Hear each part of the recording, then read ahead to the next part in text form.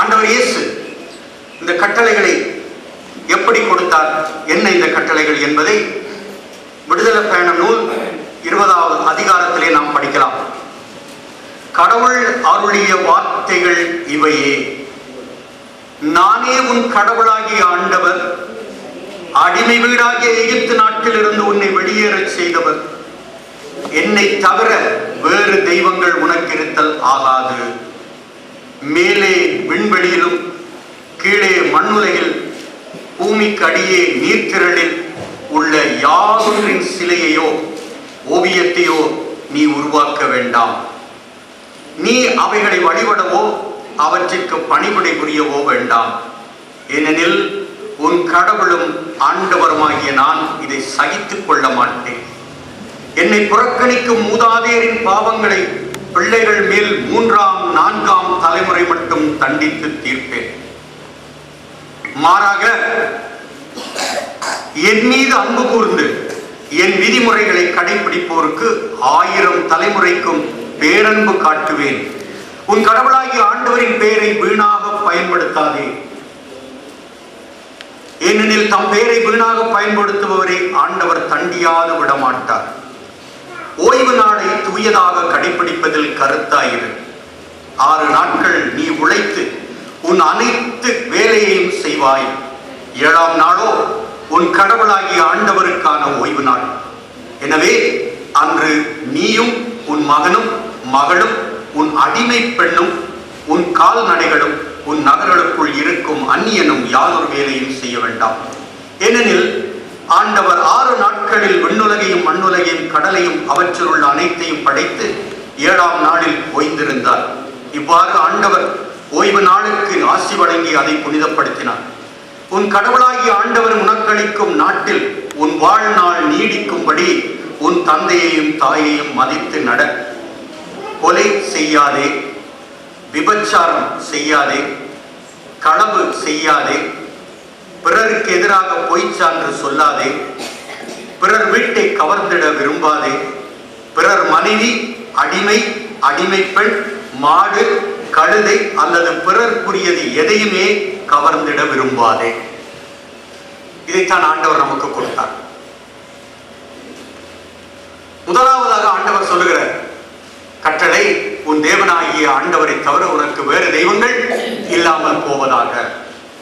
நமக்கு எல்லாருக்குமே தெரியும் இந்த கட்டளையினுடைய உள்ளார்த்தம் என்ன என்று தெரியும். ஆனால் இதை இன்னும் கொஞ்சம் ஆழமாக நாம் உள்ளே சென்று பார்த்தோமே ஆனால், கடவுளை தவிர, நம் தேவனாகிய ஆண்டவரை தவிர வேறு எதற்குமே நாம் முக்கியத்துவம் கொடுக்க கூடாது என்பதைத்தான் இதில் ஆண்டவர் விளக்கமாக சொல்கிறார். என்னை தவிர வேறு எதுவுமே உனக்கு முக்கியமாக இருக்கக்கூடாது. வழக்கமாக பாவசங்கீர்த்தனம் பண்ணும்போது இந்த கட்டளைகளை அதிகமான பேர் பாவசங்கீர்த்தனம் பண்ணவே மாட்டாங்க.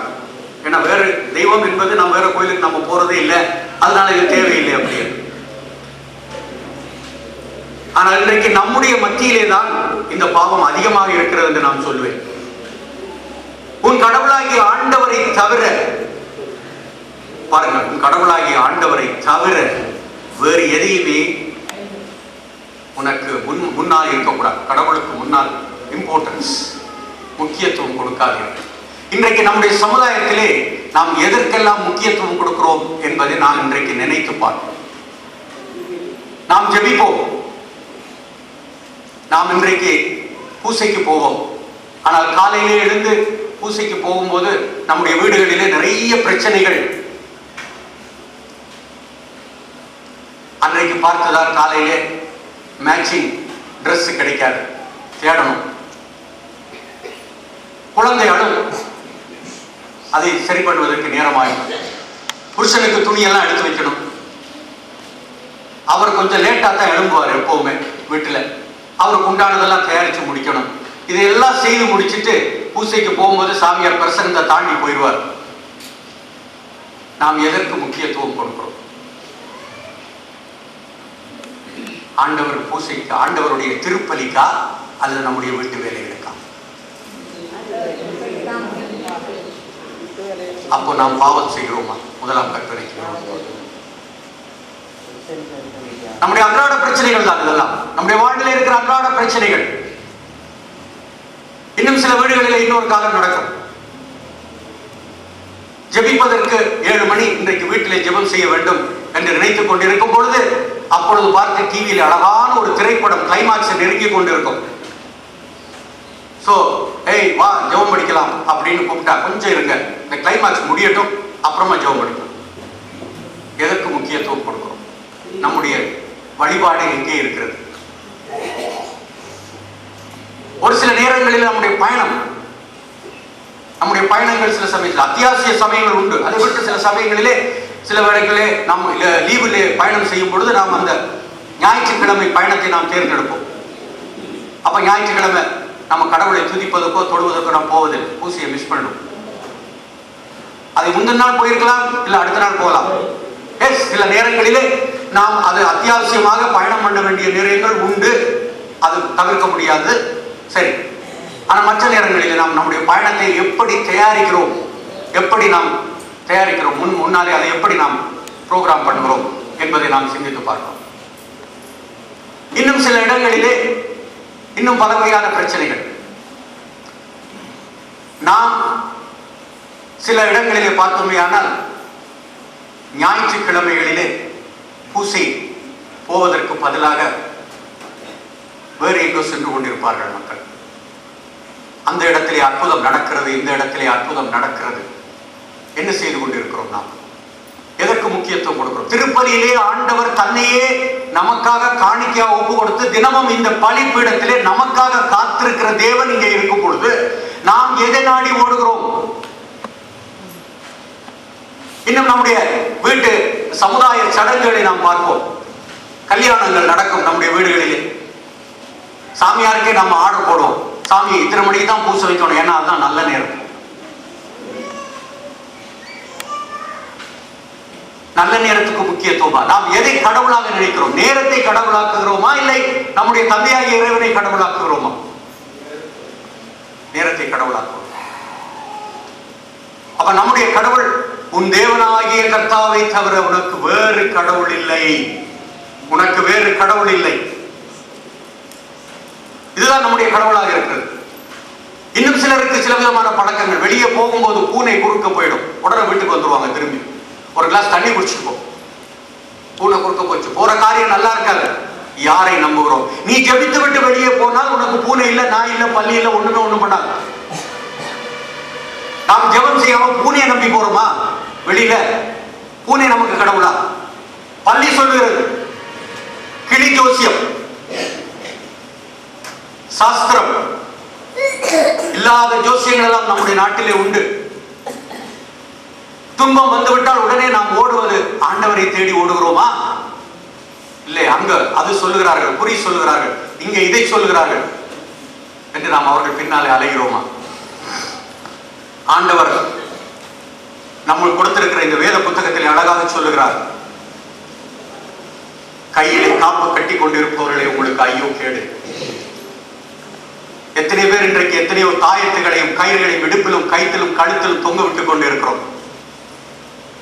அதற்கு நாம் ஒரு சாக்கு போக்கு சொல்லிக் கொள்வோம். என்ன தெரியுமா? கோயில்ல தான் மந்திரிச்சு கொடுத்தாங்க. அப்படி கோயில்ல யாரும் மந்திரிச்சு கொடுக்க மாட்டாங்க. ஆண்டவர் இயேசு நமக்கு கொடுத்த வார்த்தைகள் எப்படிப்பட்ட வார்த்தைகள்? இந்த வார்த்தைகளை கொண்டே நாம் பலமுள்ளவர்களாக இருக்க முடியும். கயிற்றை கொண்டோ தாயத்தை கொண்டோ அல்ல.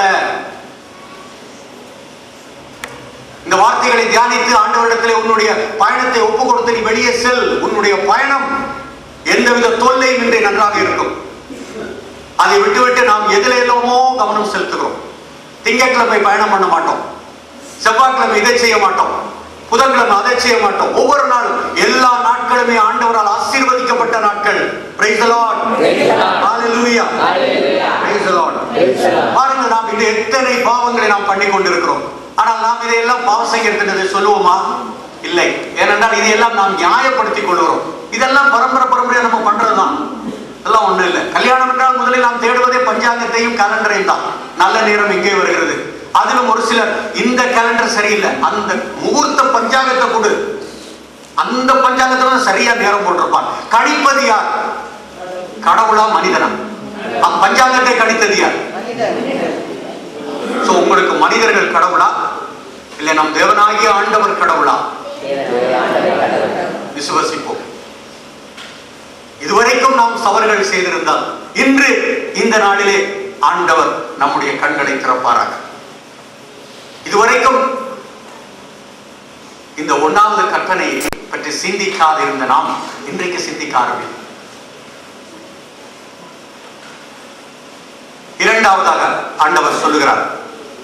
என்ன சொல்லுகிறார்? 2வது கட்டளை 2வது என்ன சொல்லுகிறார் ஆண்டவர்? 2வது கட்டளை என்ன சொல்லுகிறார்? மேலே விண்ணுலகில் 2வது என்ன சொல்லுகிறார்? மேலே விண்ணுலகில் கீழே மண்ணுலகில் பூமி இல்லை, அது 1வது. 2வது கட்டளை திருநாமத்தை வீணாக பயன்படுத்தாதே. ஆண்டவருடைய திருநாமத்தை வீணாக பயன்படுத்தாதே. ஆண்டவருடைய திருநாமத்தை வீணாக எப்படி பயன்படுத்துறோம்? சில வீடுகளில் எல்லாம் சத்தியம் பண்ணுவது, கோயில் சத்தியமா, ஆண்டவர் சத்தியமா, அது சத்தியமா, மாதா சத்தியமா, இந்த சத்தியமா, அந்த சத்தியமா. ஆண்டவர் சொல்லுகிறார், உங்கள் பதில் ஆம் என்றால் ஆம், இல்லை என்றால் இல்லை என்று இருக்கட்டும். ஒரே பதில் தான், விட்டு 1 துண்டு 2. ஒரே பதில், ஆம் என்றால் ஆம், இல்லை என்றால் இல்லை. அப்ப ஏன் இந்த பின்னால ஒரு இதெல்லாம் சேர்த்து நாம் சொல்லுகிறோம், அடைமொழிகள் சேர்த்து? உங்கள் எருசலேம் கோவில் மீதும் ஆணையிட வேண்டாம். ஆண்டவர் சொல்கிறார், கோவில் மீதும் ஆணையிட வேண்டாம். கடவுளுடைய நாமத்தை வீணாக எதற்கும் எடுத்து பயன்படுத்தாதீர்கள். ஒரு காரியத்தை செய்துவிட்டு இது ஆண்டவர் தான் சொன்னார் அதனால் செய்கிறேன் என்று சொல்லி சப்பை கட்டு கட்டாதீர்கள். நிறைய இடங்கள் எதுவும் நடக்கிறது உண்டு. ஆண்டவர் தான் சொன்னார் எனக்கு இதை இப்படி செய்ய சொல்லி, இது ஆண்டவர் தான் சொன்னார். பொய்யை சொல்லிவிட்டு சொல்வார்கள், இல்ல இந்த பொய் நல்ல காரியத்துக்கு தான் சொன்னேன், ஒன்றும் தப்பு இல்லை. ஆண்டவர் இயேசு தன்னுடைய நாமத்தை வீணாக எடுத்து பயன்படுத்தாதே என்று நமக்கு கட்டளையை கொடுத்திருக்கிறார். அவருடைய நாமம் வீணாக பயன்படுத்த முடியாது. அவருடைய நாமம் பரிசுத்த நாமம், எல்லா நாமத்திற்கும் மேலான நாமம். ஹல்லேலூயா. அவருடைய நாமம் உலகத்தின் எல்லா நாமங்களையும் விட மேலான நாமமாக இருக்கிறது. அந்த நாமத்தை எடுத்து நாம் காலிலே போட்டு மிதிக்க முடியாது. அந்த நாமத்தை நம்முடைய சொந்த காரியங்களுக்காக பயன்படுத்த முடியாது. ஆகையினாலே ஆணையிடுவது இல்லைன்னு சொன்னா அவன் நம்ப மாட்டான். பிரதர், கடவுள் மேல ஆணையிட்டு சொன்னா தான் நம்புறாங்க. ஆணையிடவே வேண்டாம். நான் உங்களுக்கு சொல்லுகிறேன், நீங்கள் ஆணையிடவே வேண்டாம். எருசலேமின் மீதும் ஆணையிடவே வேண்டாம். ஆண்டவர் சொல்லுகிறார். நாம் ஆண்டவர் சொல்லுகிற பேச்சை கேட்பதா இல்ல மனிதர்கள் பேச்சை கேட்பதா? ஆனா நாம் இன்னைக்கு நடக்கிறோமா அப்படின்னு சொல்லி யோசித்து பார்க்கணும்.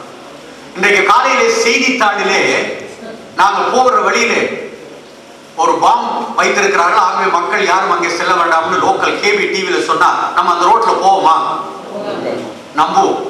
ஆனால் இந்த புத்தகத்தில் என்ன சொல்லி இருக்கிறது நாம் நம்புறோமா? யாரோ ஒரு மனிதன் எங்கேயோ உட்கார்ந்து கொண்டு நமக்கு சொல்லிக் கொடுக்கிறார், இந்த இடத்துல இந்த ஆபத்து இருக்கிறது, போகாதீர்கள் என்று சொல்லுகிறது என்று விசுவசிக்கிற நாம் இதோ எத்தனை 1000 வருடங்களுக்கு முன்னால் எழுதி கொடுத்த இந்த கடவுளுடைய வார்த்தையை விசுவசிக்கிறோமா? இல்லை. அதனால்தான் நம்முடைய வீட்டிலே துன்பங்கள். சர்வேஸ்வரனுடைய நாமத்தை வீணாக எடுத்து பயன்படுத்தாதே, காலிலே போட்டு மிதிக்காதே. பரிசுத்த நாமம் இது, என்னுடைய பரிசுத்த நாமம். ஆண்டவர் நமக்கு கொடுத்த கட்டளைகளிலே இதுவும் தன்னை பற்றிய முக்கியமான ஒன்று. அவரை மட்டுமே ஆராதிக்க வேண்டும். வேறு எந்த ஆராதனையும், வேறு யாருக்கும் எந்த புகழ்ச்சியும், ஆராதனையும், மகிமையும் யாருக்கும் அல்ல. அவருக்கு மட்டுமே, அவருடைய நாமம் அவருக்காக மட்டுமே பயன்பட வேண்டும். அவருடைய நாமம் இந்த உலகத்தின் நன்மைக்காக மட்டுமே பயன்பட வேண்டும். உங்களுடைய கருத்துக்களை சொல்வதற்காக அல்ல, உங்களுடைய பொய்களை பரப்புவதற்காக அல்ல.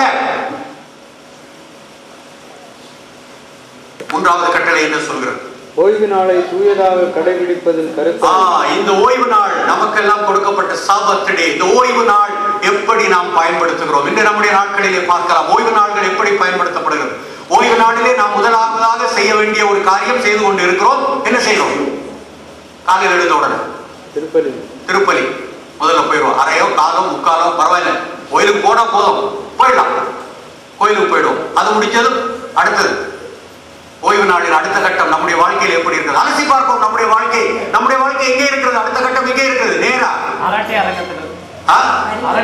அரட்டை அரங்கம், கறிக்கடை, மீன் கடை, சமையல். இன்னைக்கு மத்தியானம் சாப்பிட்டு விட்டு அழகான ஒரு தூக்கம். இன்னைக்கு ஒரு நாள் தான் பிரதர், இன்னைக்கு ஓய்வு நாள் எங்களுக்கு. மற்ற நாள் எல்லாம் நாள் பூரா காலையில இருந்து சாயங்காலம் வரைக்கும் வேலை வேலை, டென்ஷன் டென்ஷன் டென்ஷன். இன்னைக்கு ஒரு நாள் தான் நான் ரிலாக்ஸ், வீட்டுல கொஞ்ச நேரம் படுத்து தூங்குவோம். அந்த நேரத்துல பார்த்து ஒரு நல்ல சினிமா சாயங்காலம், அதை பார்த்து கொஞ்சம் மகிழ்ச்சியோடு இருப்போம். சாயங்காலம் என்ஜாய். ஓய்வு நாளின் அனுசரிப்பு. ஆண்டவர் இயேசு என்ன சொல்றார்? ஓய்வு நாளை எப்படி கடைபிடிக்க வேண்டும் என்று சொல்றார். இன்னும் சில வீடுகளிலே ஒரு முக்கியமான ஒரு கருத்து நடக்கும். சில வீடுகள், பல வீடுகளில் நான் பேசியிருக்கிறேன். ஞாயிற்றுக்கிழமையில நீங்கள் குடும்ப ஜெபம் சொல்லுவீர்களா? இல்ல பிரதர், ஞாயிற்றுக்கிழமையில நாங்கள் சொல்றது ஏன்னா காலைல கோயிலுக்கு போயிட்டு வர்றோம் இல்லையா, அதனால அன்னைக்கு லீவ். ஆண்டவருக்கு லீவ் அன்னைக்கு. ஆண்டவருக்கு ஓய்வு நாள் கொடுத்துருவோம். அவருக்கு ஏன் தொந்தரவு பண்ணுவாரு? அவருக்கும் ஓய்வு கொடுத்துருவோம் அன்னைக்கு பார்த்து. அவர் பாவம்,